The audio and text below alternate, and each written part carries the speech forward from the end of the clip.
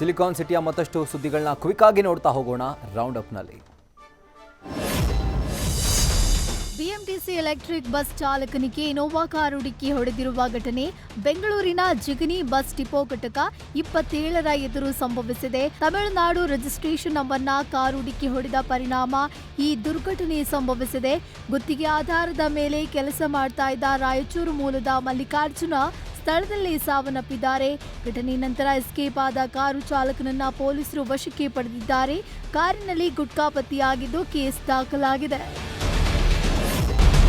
Rail ಸ್ವಿಚ್ಗೆ ಮಾರಕಾಸ್ತ್ರ ಹಿಡಿದು ಶೋಕಿ ಮಾಡ್ತಿದ್ದವರಿಗೆ CCB shock ಕೊಟ್ಟಿದೆ. ಹಿಂದೆ ಮುಂದೆ ಜನ ಇಟ್ಟು ಸೇಮ್ ಟು ಸೇಮ್ ಕೆಜಿಎಫ್ ರೀತಿ ಕಾಪಿ ಮಾಡಿ ರೀಲ್ಸ್ ಮಾಡಿದ್ರು. ರೀಲ್ಸ್ ನಲ್ಲಿ ಚಾಕು ಚೂರಿ ಮತ್ತು ಗನ್ ಹಿಡಿದು ಬಿಟ್ಟಿ ಶೋಕಿ ಕೊಟ್ಟಿದ್ರು. ಇದೀಗ ರೀಲ್ಸ್ ವೈರಲ್ ಆಗ್ತಿದ್ದಂತೆ ರೀಲ್ಸ್ ಮಾಡಿದ್ದ ಶ್ರೀನಿವಾಸ್ ಕರೆತಂದು ಸಿಸಿಬಿ ವಿಚಾರಣೆ ನಡೆಸಿದೆ. ಜೊತೆಗೆ ಎಲ್ಲ ಮಾರಕಾಸ್ತ್ರವನ್ನ ಹಾಜರುಪಡಿಸಲು ಸಿಸಿಬಿ ಸೂಚನೆ ಕೊಟ್ಟಿದೆ.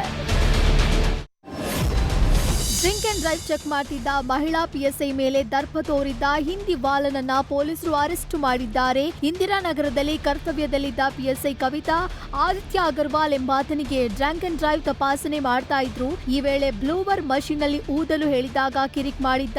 ಬ್ಲೂ ಮಾಡಲು ನಿರಾಕರಿಸಿ ಆದಿತ್ಯ ಅಗರ್ವಾಲ್ ಪಿಎಸ್ಐ ಕವಿತಾ ಮೇಲೆ ಕಿರುಚಾಡಿದ್ದ. ಸದ್ಯ ಇದೀಗ ಕಂಬಿ ಹಿಂದೆ ಸೇರಿದ್ದಾನೆ.